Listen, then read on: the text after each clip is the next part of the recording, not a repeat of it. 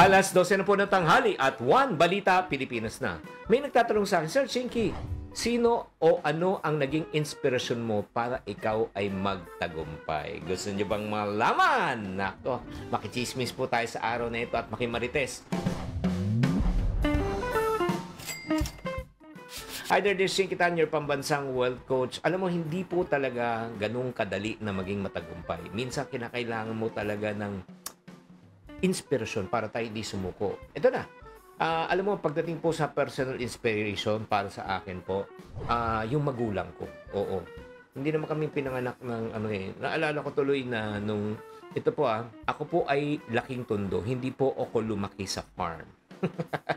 12 years old ako during the time na lugi ang negosyo ko aking ama. At during that time, nakita ko talaga kung paano na kami tinaguyod. Diba? Dahil sa sakripisyo po, lalo ng aking ina. Siya po naging tumayo na breadwinner Naging malinaw sa akin kung ano ang pangarap ko at paano ako makakatulong para maiahon sa kahirapan ang aming pamilya. Kaya nung 12 years old, because of that inspiration, nagbenta na rin po ako ng toilet paper when I was 12 years old. Bakit mahalaga ba talaga ang inspirasyon?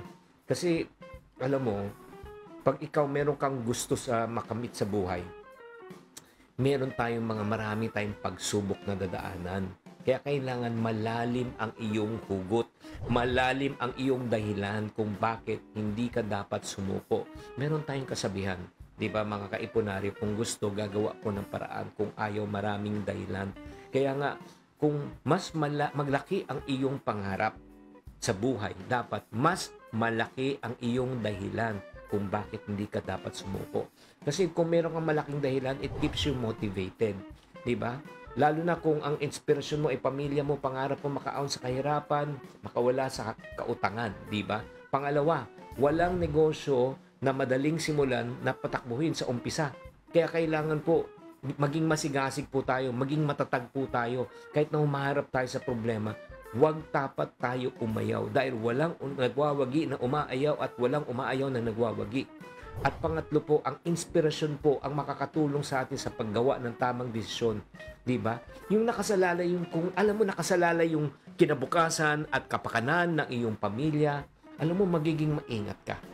Kaya nga, para sa mga tao na gusto talagang maging masigasig at magtagumpay, alamin mo muna yung bakit mo. Diba?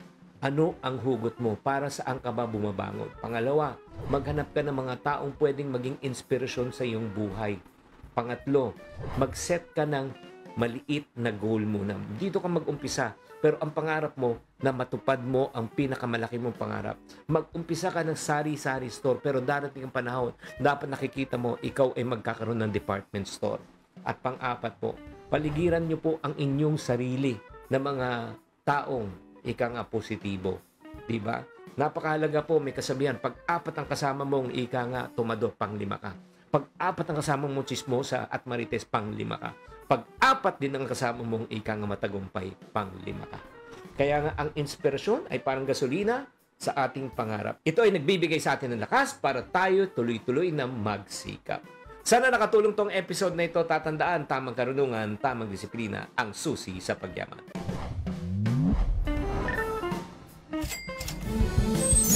Buwan mano sa ating One Balita Pilipinas ngayong Huwebes.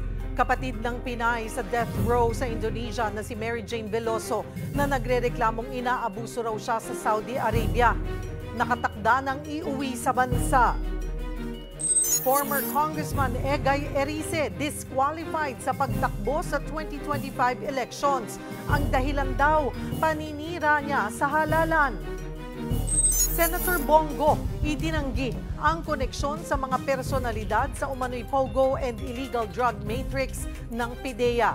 Umano'y customs fixer na hinatulang guilty sa lumusot na 6 billion peso shabu shipment sa Pampanga, may himutok naman daw sa pamahalaan.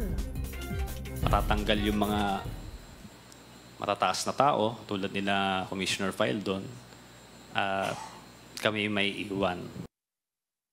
Sa pagiging artista at asawa ni parokya ni Edgar Litz. Chito Miranda, dumipensa sa misis na si Neri Naig na nakakulong pa rin dahil sa estafa kahit endorser lang daw siya. Ang kasong yan, walang piyansa. At Marco Gallio at Heaven Peralejo nagpalitan ng I love yous sa Instagram. Giveaway na nga ba ito sa totoong status nila? Balitang mainit-init pa!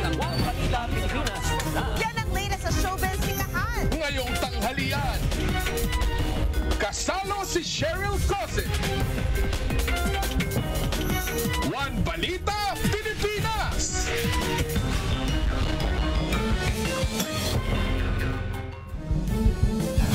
Magandang tanghali, Luzon, Visayas at Mindanao. Dalawa ang sugatan at nasa 500 pamilya ang nawalan ng tirahan sa sunog sa Santa Cruz, Maynila kagabi. Muntik pang madamay riyan ang Manila City Jail. Magbabalita si Nina Ong Pauco. Ang sanay oras pahinga, naging oras ng pangamba sa mga residente ng Barangay 310 sa Santa Cruz, Maynila kagabi. Binulabog sila ng malaking sunog na mabilis umabot sa ikalimang alarma. May ilan pang residenteng muntik-muntikan ng matrap sa nasusunog nilang bahay. Nahirapan kasi ang mga bumbero dahil sa kitid ng mga daanan sa lugar. Yung sunog po kasi ay nagsimula po sa mid portion po ng area. So, at yung daan po ay napakaliit po para po makakuha po namin yung pinaka-focal points po nung apoy. Meron po tayong 2 civilian na babae po ang nasugatan. Isa po nga second degree at isa naman po nga difficulty to breathe lang po. Sa laki ng sunog, buti na lang at di nadamay ang katabing Manila City Jail. Pasado 1:00 na rin ng madaling araw nang maideklarang fire under control. Maluha-luha naman ang ginang na ito dahil walang naisalbang gamit. Wala kang gamit na dala ni isa. Ito lang solo namin. Mahirap talaga. Siyempre, magpapasko tapos ganito mangyari. Lahat ng pinaghirapan, nawawala eh. Isang iglap lang wala. Ubus. Sa inisyal na datos, nasa 500 pamilya ang apektado sa sunog. 2 ang sugatan, isa sa kanila senior citizen na nagtamo ng second-degree burn. Pero ang naging mitsa ng apoy, patuloy pang iniimbestigahan ng mga otoridad. Para sa 1PH, Nina Ong Pauco, News 5.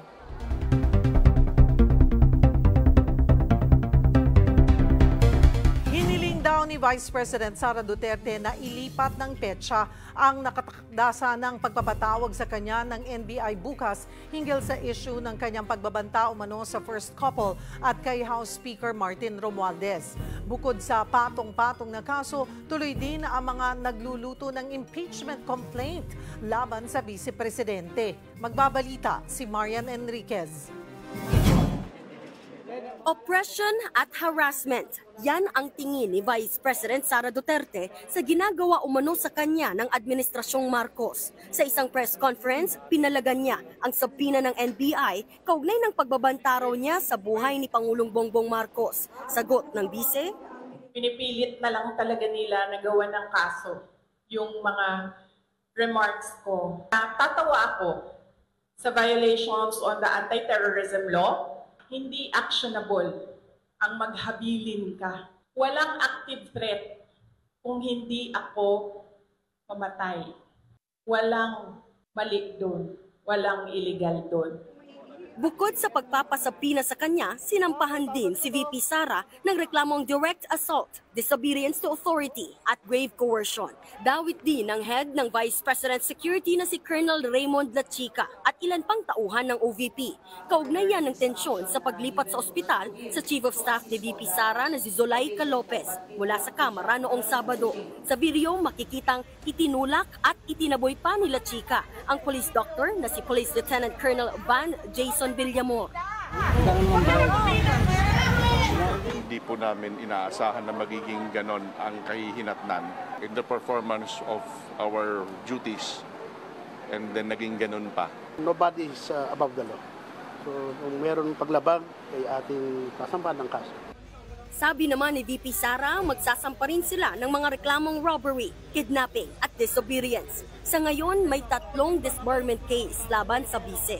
Isa rito isinampa ng dating abogado at presidential poverty czar na si Larry Gadon. Dating kaalyado ng mga Duterte si Gadon, pero nagsisisi na raw siya ngayon. Mag-resign siya dahil sinisiguro ko, siguradong sigurado ako na sa next Congress siya ay i-impeach. Tingin din ni dating Senator Antonio Trillanes, hinog na ang impeachment laban kay VP Sara. Siguro naman, nakikita naman ng mga kababayan natin, lahat ng mga dangers, mga red flags, yung unfitness ni Duterte, kailangan matanggal ito sa pwesto. Nakita nyo ba? Sabi ko, may topak eh. Sabi naman ng bise, they can always try na mag-impeachment. If I get impeached, then that is my end. Tapos. Para sa 1PH, Marian Enriquez, News 5. Tiniyak ng Veterans Memorial Medical Center na hindi nakakaapekto sa kanilang serbisyo ang pananatili roon ng 2 staff ng Office of the Vice President. Unang dinala sa VMMC si OVP Chief of Staff Attorney Zuleika Lopez noong Sabado. Lunes naman, nang dalhin din sa parehong ospital si OVP Special Disbursement Officer Gina Acosta.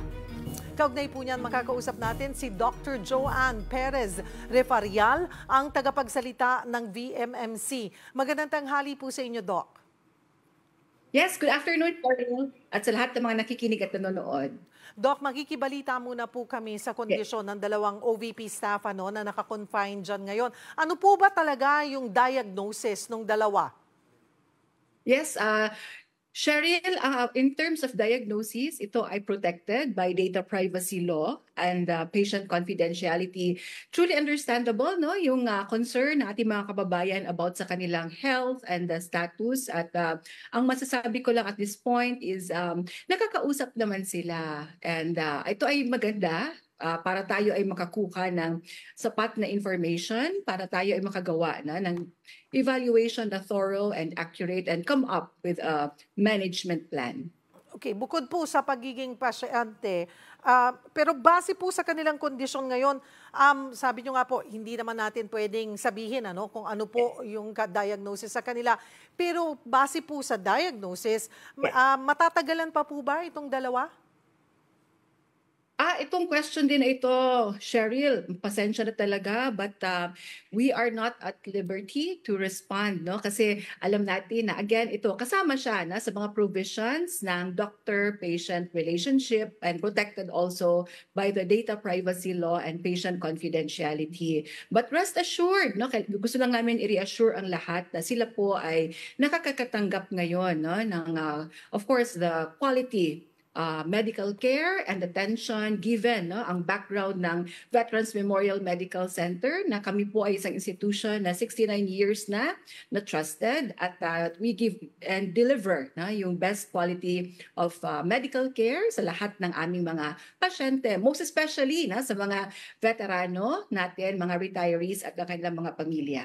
Bukod po sa pagiging pasyente nga po, cited in contempt din po kasi ang OVP staffs na nakakonfine po dyan sa inyong ospital. May security po ba galing sa OVP or camera? May mga nagbabantay po?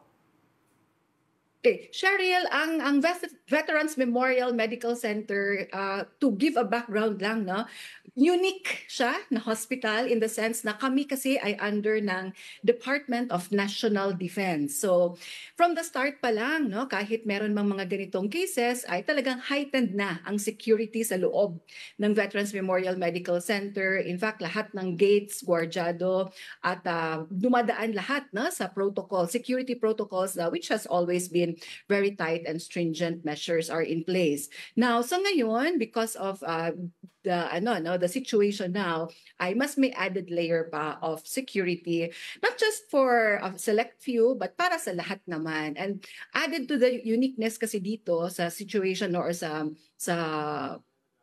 uniqueness ng Veterans Memorial Medical Center is kung mapansin niyo, ito ay napakalawak, sobrang lawak niya, malaki. May mga designated areas or portions na ina-allot para sa different na personnel, staff, security. Kaya hindi naman ito nakakaapekto or nakakasagabal or nakakahamper sa delivery of quality medical care sa lahat ng nangangailangan. So nananatili po sila sa magkaibang kwarto? They have their own private rooms? Ito ay hindi rin kami makakomment, again, for security reasons at confidentiality. But rest assured na sila ay maganda ang security dito sa Veterans Memorial Medical Center at lahat ay safe and protected. Pwede po ba rin malaman kung sabi nyo nga po talagang mahigpit naman ang security talaga ng VMMC, pero tigilan po ba ang bantay nila bawat kwarto? May additional po na bantay? Sa ngayon, Cheryl, no, as much as I would like to discuss on their status at mga bantay, ay kasama din kasi yung mga visitors at mga bantay doon sa provision ng data privacy law and confidentiality. So, pasensya na po talaga, we cannot give any specifics sa ngayon. Pareho sa health condition, kung saan silang room nananatili at kung sino ang kanilang mga kasama sa kanilang mga rooms. Paano na lamang po tinitiyak ng VMMC yung kapakanan ng mga pasyente, partikular yung mga war veterans at retirees kasunod ng insidenteng ito? Yes, sila pa rin ang aming priority bilang kami nga ay under sa Department of National Defense. So truly, wala namang pinipili din po kaming patients. Kung nangangailangan talaga ng emergency medical attention, kami ay tumatanggap also ng mga civilian patients. At sa ngayon, we assure everyone ng operations, ang services ng Veterans Memorial Medical Center is not disrupted or it's not being affected by the situation currently at given the experience ng Veterans Memorial Medical Center na 69 years na kami ngayong taon, we reassure and assure everyone na ang quality, expertise ng ating mga doctors and medical team, ang state-of-the-art facilities natin, and the environment in totality is talagang prioritized namin ngayon, ang healthcare and protection and recovery and healing ng lahat ng aming mga pasyente. Most especially ang mga veterano, ang mga retirees at ang kanilang mga pamilya. Marami pong salamat, VMMC spokesperson Dr. Joanne Perez Refarial. Naglabas ng Matrix ang PIDEA tungkol sa kaugnayan ng pogo at kalakaran ng iligal na droga sa bansa. Pero nasita ang ahensya dahil isinama nila ang pangalan ng isang senador na hindi naman daw nila personal na nakausap. Magbabalita si Marian Enriquez. Emosyonal na humarap sa House Quad Committee hearing ang umano'y customs fixer na si Mark Taguba. Higit isang linggo yan mula nang mahatulang guilty sa isang korte sa Maynila dahil sa pagkakadawit sa 6.4 billion pesos na shabu shipment noong 2017. Napakahirap po talaga. Kasi tingin ng mga tao sa akin, drug lord ako. Kung meron man akong kasalanan, yun po yung sa TARA system. Isa itong sistema ng panunuhol sa Bureau of Customs kung saan kada container na ipupuslit may kapalit na pampadulas sa mga opisina para hindi nasilipin ang laman nito. Ayon kay Taguba, kaya niyang magpalusot noon ng 100 container kada linggo. Katumbas niyan ang nasa 17 milyong pisong suhol. Pero dismayado si Taguba dahil hindi raw patas ang naipataw na parusa. Ang kaso sa amin is conspiracy. Pero nagawa nila ng paraan na pwedeng conspiracy nga siya pero matatanggal yung mga matataas na tao tulad nila Commissioner Fildon at kami may iwan. Sa Kamara muna na-detain si Taguba dahil sa umano'y banta sa kanyang buhay. Bago yan, iprinisinta ng Philippine Drug Enforcement Agency o PIDEA ang matrix ng kaugnayan umano ng mga pogo sa iligal na droga. Base rito, pag-aari ng nagngangalang Willie Ong at ADT Yang ang Empire 999 warehouse sa Mexico, Pampanga kung saan nasabat ang 560 kilos na droga na nasa 6 billion pesos ang halaga. Sina Ong at Yang may kaugnayan naman sa umano'y Chinese drug lord na si Alan Lim o Lin Wei-Xiong. Alan Lin is a casino junket operator who is involved in the kidnapping of high-roller Chinese gamblers. Pero pagtataka ni ACT Teachers Party List Representative Franz Castro, bakit may arrow na nakakonekta kay Alan Lim at Senator Bongo? Ma'am, according to our informant, they are just close friends. That's why we just put it there. They are just close friends. It is not specific that they are involved in drugs. That's why we have these incorporators, just to interlink them. And we are still digging that what we can have against these people. It is not yet complete, ma'am.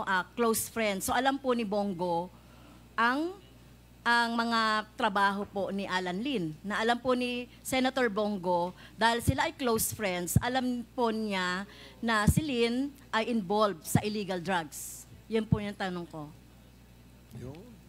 That could be answered by Senator Bongo, ma'am, not us yet. Because we are still investigating, we do not have concrete proof yet of what their transactions is. Kaya pinagsabihan na ni Castro ang PIDEA. Huwag po kayong gagawa ng ganyang matrix na incriminating at kinoconnect nyo tapos ang title nyo ay illegal and pogo drugs connection. Sorry, Mr. Chair, maybe the title is wrong. Our title of the presentation is wrong. So ibig sabihin nito, it also would be wrong for you to include a person who is not involved in those alleged crimes. Ate Gumban. Agad ngang itinanggi ni Senator Bongo ang akusasyon sa kanya. Panahon ng eleksyon ngayon, siraan, kukulayan ka ng itim para pumuti yung iba. Rehash na naman po ito, yung napaka-irresponsable naman po ng PIDEA sa kanilang ihahayag sa mga hearings. Hindi po kami close friends ni Alan Lim at mas lalong hindi po ako involved sa illegal drugs. Dumalo rin sa pagdinig si dating Senator Antonio Trillanes. Sa isang ambush interview, sinabi niyang maglalabas din siya ng sariling matrix. Ipepresenta ko yung mga koneksyon ni Duterte sa illegal drugs. Papakilala ko yung mga personalities dun sa Duterte Drug Syndicate. Yan na ngayon ang bagong meaning ng DDS. Para sa 1PH, Marian Enriquez, News 5. Susunod, former Congressman Egay Erice iaakyat sa Korte Suprema ang pag-disqualify sa kanya ng COMELEC sa 2025 elections. Mga paborito niyong team sa PBA nagbabalik sa pagbubukas ng Commissioner's Cup. At stars ng MMFF entry na uninvited na sina RK Bagaching at Ron Angeles, makakakwentuhan natin sa studio live. Yan at iba pa sa pagbabalik ng One Balita Pilipinas.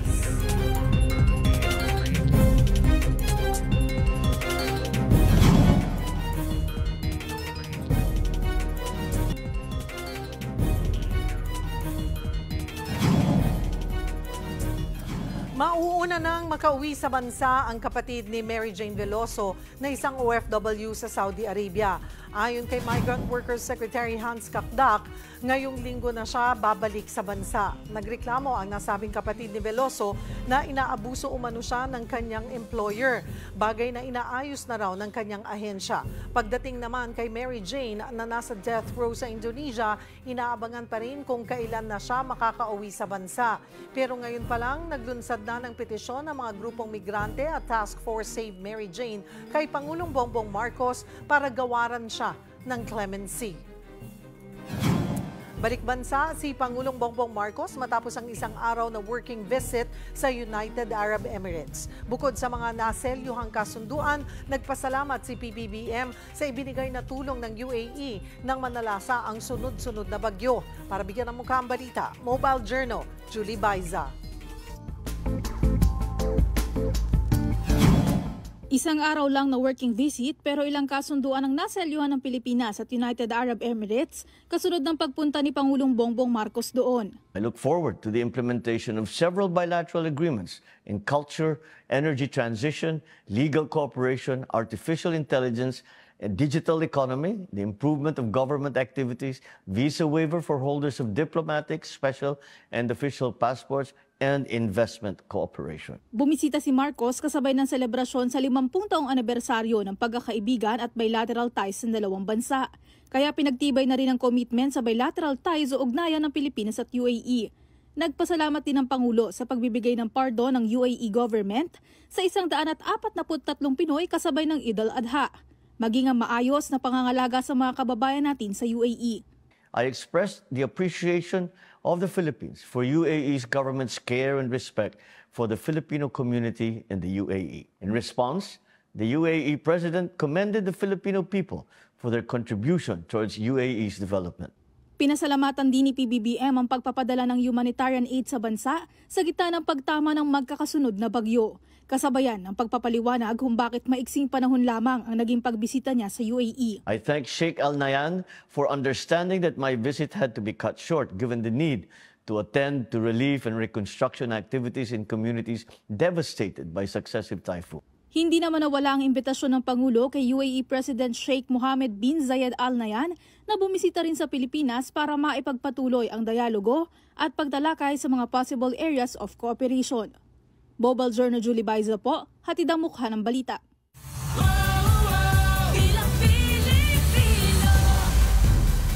Dinisqualify ng COMELEC si former Caloocan Representative Edgar Erice sa pagtakbo sa 2025 elections dahil sa paglabag sa Omnibus Election Code. Partikular ang pagpapakalat umano ng maling impormasyon para masira ang electoral process. Matatanda ang kinwestiyon ni Erice ang kontrata ng COMELEC sa South Korea-based provider na Miro Systems. Kaugnay niyan, makakausap natin, former Congressman Edgar Erice. Magandang tanghali po sa inyo, sir. Hi, good afternoon, Cheryl. Good afternoon. Opo, natanggap nyo na po ba yung desisyon ng COMELEC Second Division na nagdi-disqualify nga po sa inyo para tumakbo sa 2025 elections? Yes, natanggap ko on Tuesday. So my lawyers are preparing now our MR, motion for reconsideration sa COMELEC and Bank. Pero alam mo rin na mababasura din. Ang tunay naman na dahilan kung bakit nila ako dinidisqualify, galit sila sa akin. Kasi wala namang batayan na legal yung kanilang disqualification. Kasi ang sinasabi nila, I'm disrupting the election. Opo. Pero yung provision na sinasabi nila, that applies only during the time of voting. Hindi naman, wala pa naman voting eh. Bakit madi-disrupt yung election? Wala pa naman election. Opo. Yung dinidisrupt ko, hindi naman yung election, yung corruption. Yung corruption ang dinidisrupt ko. Naiirita lang sila sa akin. So they are disqualifying me because they are irritated to my persistence to questions on the legality of the Miro COMELEC contract. Wala naman yan. Constitutional right yun to criticize. Constitutional right ko para mag-complaint. I filed a complaint before the Supreme Court, a petition for certiorari. Then I filed a complaint against COMELEC officials before the Ombudsman. Nagsabit naman ako ng mga ebidensya. Kaya wala naman ako nilalabag na batas sa election code. Did you see this coming? Yes. Kasi 2 weeks pa lang na kimakalat na yun sa Caloocan kasi yung opponent ko is the ninang of Chairman George Garcia. Oh, okay. Very, very close na saka siya yung lawyer. Yung opponent ko kasi nakalaban ko na yan 2013, 2016. Ang lawyer si Chairman Garcia. So, tingin niyo po lumalabas na pinersonal po kayo? Galit sila sa akin kasi di ba kino-question ko, sabi ko, why would the government spend 18 billion in leasing the machine? Samantalang in the last 5 elections, wala pang 6 billion yung ginagastos natin. Pangalawa, sinasabi ko, gagawin nila tayong guinea pig kasi hindi pa naman nagamit yan, makina na yan, in any elections in the world. Yan, pinagbabawal ng Omnibus Election Code dahil ng automated law, dahil election automated law, sapagkat sinasabi na automated law, dapat yung gagamitin, nagamit na, nasubukan na. Ito hindi pa tested. Gagawin nga tayong guinea pig. Pangalawa, meron pa akong allegation na nilabag nila yung Section 12 na dapat nagpatawag muna sila ng COMELEC Advisory Council before issuing a terms of reference. Pero naglabas na muna sila ng terms of reference bago sila nagpatawag ng COMELEC Advisory Council. Pangatlo, kina-question ko rin yung St. Timothy Construction na yung mga owners are dummies. At yan, napatunayan naman yan na yung owner, majority stockholder, is just an employee of State Gerard Construction.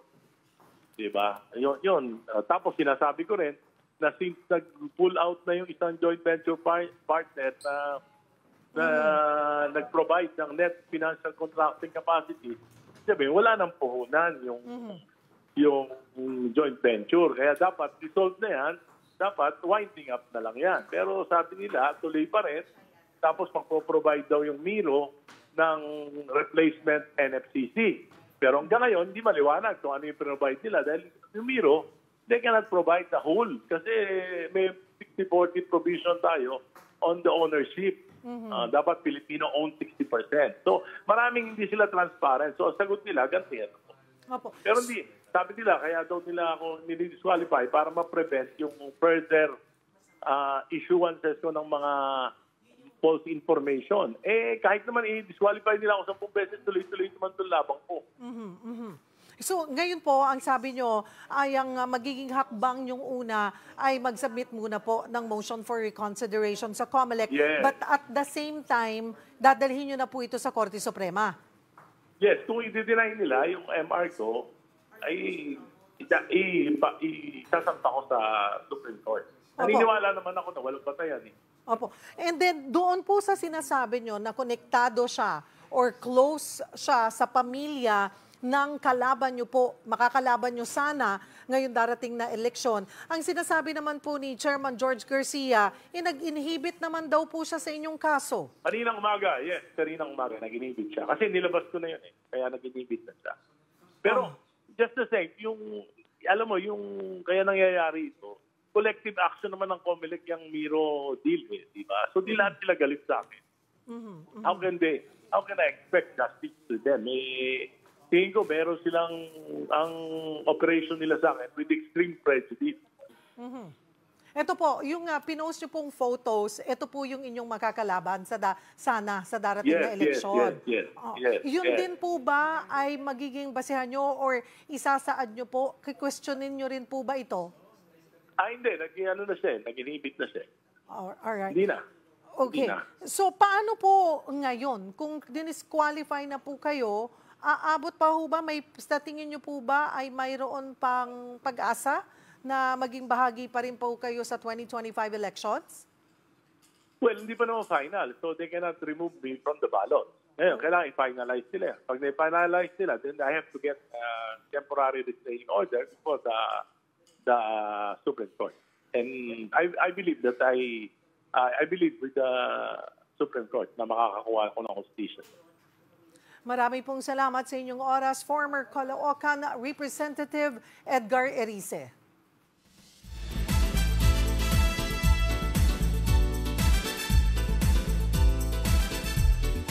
Hola mga kapatid, star-studded kaya tiyak daw ang mga pasabog sa aktingan, di ba? Sa MMFF entry na uninvited. And today, oh my gosh! Umiinit ang studio dahil kasama lang naman natin ang ilan sa mga hunk na star nila na napakagaling din po sa aktingan. Yan ay sina RK Bagaching at Ron Angeles! Hello.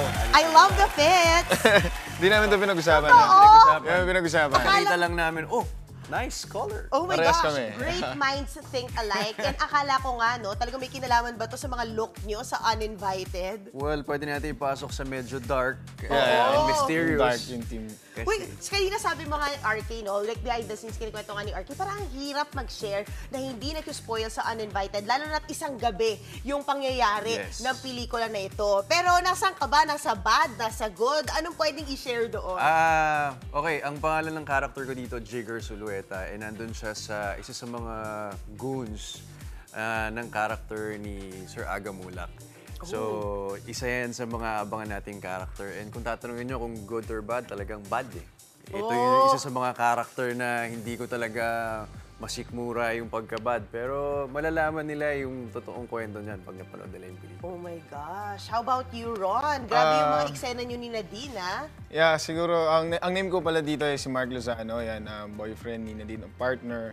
Kung tatanungin niyo ako kung good or bad, I think good naman ako as si Mark. Pero may mga bad kami na ginagawa na Sa pelikula niyo lang po makikita pag pinanood. Oh my gosh!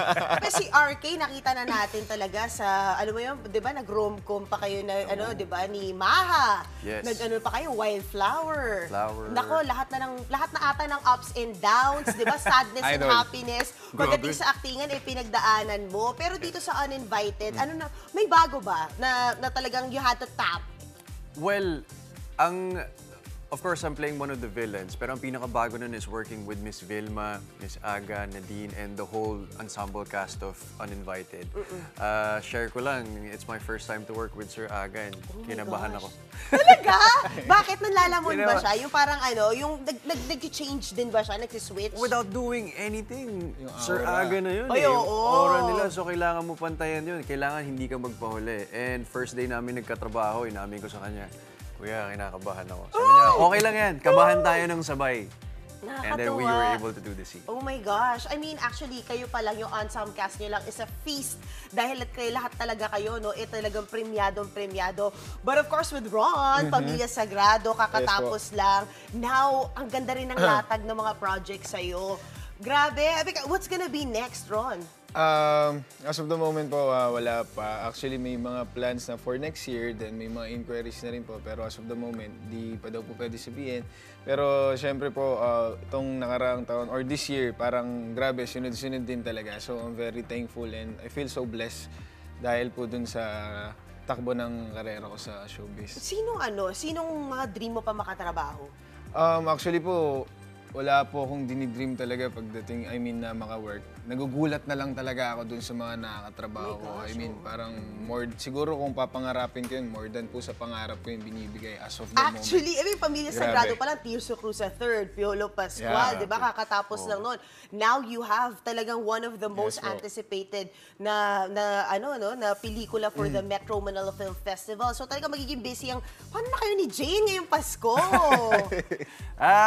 Okay naman. Meron naman tayong mga konting pahinga here and there. So, kailangan natin i-maximize yung mga moments na yun. But, busy din naman siya. So, oh yeah, na may serye siyang ginagawa. Meron siyang series na ginagawa ngayon. And hindi ko pa yata pwedeng I'll let her reveal that. But, looking forward sa, next year, ang dami ring nakaline. Lalo na sa'yo din, di ba? Because you're gonna have a project with JRB Creatives. Yes. Which is with Gerald Anderson. With Gerald Anderson, JC De Vera, and many more. Abangan po natin yan kasi soon gagawin na. Mapapanood din yun sa TV5, by the way, guys, ang Nobody. Yes. Oh my gosh, nakaka-excite talaga. But anyway, guys, please do invite everyone para panoorin ng Uninvited. At ano ba kailangan nilang dalhin sa cinema pagkapanood nila? Dalhin nila yung buong kapamilya, kapatid, kapuso, lahat dalhin nyo. Kasi puso, kailangan yung sobrang mag-e-enjoy ang buong family sa movie na to. Uninvited, December 25. It's the grandest celebration of MMFF kasi 50th anniversary. Diba? Yeah. So, yun po. So, directed by Dan Villegas. It's a comeback movie of Dan Villegas after 6 years. So, kailangan abangan po nila yan. Produced by Mentor and in collaboration Project 8 and to be distributed by Warner Brothers. Wow! Mukhang pa-international ang atake natin. Pero eto naman, dahil may MMFF fever tayo, may update tayo sa isa pang inaabangang 50th Metro Manila Film Festival entry, ang The Kingdom, nina Bossing Vic Soto at Piolo Pascual. Mag-ready na guys dahil bukas sa 6 p.m. ang MediaCon ng pelikula na ito. Siyempre, nandun tayo, kasama ang inaabangan na full trailer release ng pelikula. Pagbabalik din po ito ni Direk Michael Toviera, ang action family drama na The Kingdom, na joint productions po ng MQuest Ventures, APT Entertainment at NZ Productions.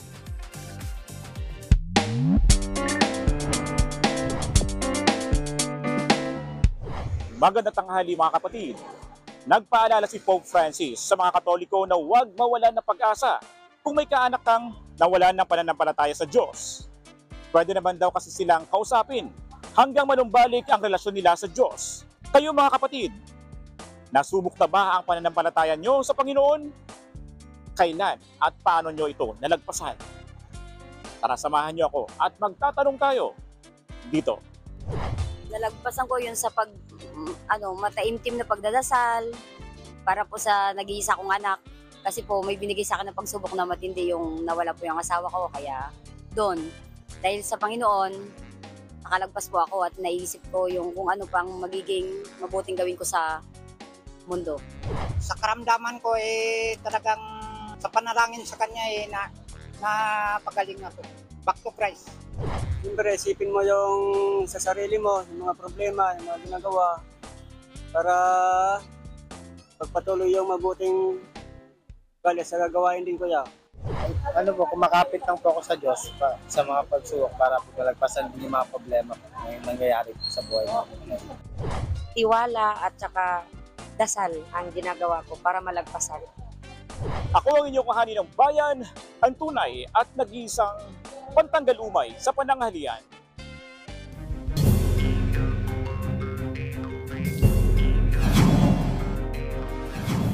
Balik kulungan na si Pastor Apollo Kibuloy. Pasado alas 5 kahapon na ilipat sa Pasig City Jail si Kibuloy. Inilagay muna siya sa holding area at mananatili doon ng 2 linggo bago isama sa ibang inmates. Galing ulit sa Philippine Heart Center si Kibuloy dahil sa irregular heartbeat at kung saan pinagamot niya ang naimpeksyon na dental implant. November 9 pa na ospital ang pastor. November 16 siya dapat ibabalik sa PNP Custodial Facility sa Camp Crame pero na-extend ang kanyang medical furlough hanggang ngayong araw. Pinili ng isang ginang na iwan muna ang kanyang pamilya sa Maynila para alagaan ang kanyang bunsong kapatid na may cancer sa dugo. Para bigyan ng mukha ang balita, Mobile Journal, Yeda Pascual. Masarap sa feeling kapag meron tayong ate o kuya na natatakbuhan sa oras ng pangangailangan. Gaya ng isang ate na nakilala ko sa Kandihay na walang sawang nag-aalaga sa kanyang kapatid na may cancer sa dugo.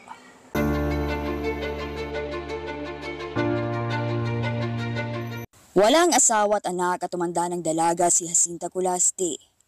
Taong 2022, tinamaan siya ng cancer sa dugo na multiple myeloma. Buti na lamang at nagpresenta ang kanyang ate Esther na alagaan siya. Wala naman, ang sintomas lang nakikita niya, parang lumiit yung mata na lumaki yung ditong ganyan. Kaya yun, yung last check-up din niya yun, doon malalaman kung ano talaga yung bukol niya. 2 taon nag-chemotherapy sa Maynila si Jacinta. Hanggang Oktubre nitong taon ay umuwi na sila sa Bohol. Ang kanyang ate Esther, sinamahan siya para may mag-aalaga sa kanya. Ngayon, ang nininda niya, hindi siya makabangon. Binabangon namin, hindi siya makatayo. Nawalan siya ng lakas po. Dinadayaper na lang namin kung minsan. Pag nagdudumi siya, yung hindi makadumi, binubuhat namin. Tapos pinapa-offer namin sa chair para doon siya uupo para magdumi. Nagawa ni Ate Esther magsakripisyo kahit walang kasiguraduhan kung kailan siya makakabalik ng Maynila. Aniya kahit mahirap ang sitwasyon, kakayanin. Lalo pat ang kanilang bunso, kinakailangan ng kalinga ng kanyang ate. May anak din kasi ako nandun sa Manila, iniwan ko. Kaya inuwi ko yung kapatid ko. Hirap kung saan ako pupunta o dito ba sa kapatid ko o nandun sa anak ko. Kasi iniwan ko yung anak ko sa Manila, nandun siya nag-aral. Para yun nga sa kapatid ko. Dahil bedridden na, palaging nakadiaper si Jacinta. At hindi rin siya maaaring mawala ng oxygen dahil palagi siyang naghahabol ng hininga. At kahit laging handang magpakaate si Nanay Esther, maging siya ay nahihirapan din sa sitwasyon nilang magkapatid. Kaya naman nananawagan din siya ng tulong sa mga may mabubuting loob para na rin madugtungan ang buhay ng kanyang bunsong kapatid. Malaki po yung nagastos namin kasi yung oxygen niya minsan 24 hours lang. Tapos malaki yung oxygen, 1,050. Tapos yung diaper din. Kulang 1 linggo ang 10,000 sa kanya. Yung 10,000 sa ano lang yun, sa oxygen lang yun. Kahit konting tulong lang po para sa kapatid. Kapatid ko, naawa lang kasi ako sa kapatid ko, ma'am. Ako po si Mobile Journal Yeda Pascual, nagpapaalala na ang bawat may karamdaman ay kailangan din ng kalinga. Sa panahon ng sakuna, mahalagang maging handa. Gaya na lang sa paggawa ng DIY emergency light gamit ang bleach na panglaba. Para bigyan ng mukha ang balita, Mobile Journal, Ivan Tarinque. Matapos ang malaprosesyon ng mga bagyo nitong buwan, marami sa ating nakarealize na dapat laging ready. Laging nagiging problema ang brownout. Pero alam niyo ba na kaya pala makagawa ng emergency light gamit lamang ang mga bagay na nakikita sa bahay? Plastic, aluminum, copper, at bleach. Ito ang mga materyales na ginamit ni Marvin Lorenzo upang makagawa ng kanyang DIY emergency light. Hindi ito gumagamit ng battery ha. Kapag pinagsama kasi ang aluminum, copper at bleach, nagkakaroon ng chemical reaction na nako-convert para mapailaw ang isang bumbilya. Pagka siya ay sinubmerge mo into electrolyte, which is yung chlorine, nagkakaroon na siya ng chemical reaction. Then yung chemical reaction, nako-convert siya sa electrical energy. Kayang pailawin ng kombinasyon ng aluminum, copper at bleach ang mga 1 hanggang 3 watts na bumbilya. Tamang-tama para sa mga pangangailangan sa oras ng sakuna. Kayang buuhin ang DIY emergency light sa loob ng 2 oras at maaaring tumagal ang ilaw nito mula 3 araw hanggang 1 buwan, depende sa kapal ng ginamit na materyales. Pagka manipis yung electrode mo, yung aluminum, mabilis maubos. So 3 days, malulusaw na siya. Pero kung mas makapal ang gagamitin, aabot siya ng buwan. Kung walang bleach na panlabas sa inyong bahay, pwedeng gumamit ng tubig na hinaluan ng asin. Yun nga lang, di kasing lakas ang ilaw gaya sa bleach. Ngayon kung mga 3 days, 4 days na uulan, kabili ng battery, ganyan, o malayo ka, sa remote area ka, kung nakapag-prepare ka at meron kang ganito, magagamit mo siya ng matagal. Kahit simple lang ang DIY emergency light na ito, malaki ang maitutulong ito sa panahon ng pangangailangan. Mobile Journal, Ivan Tarinque po, hatid ang muka ng balita.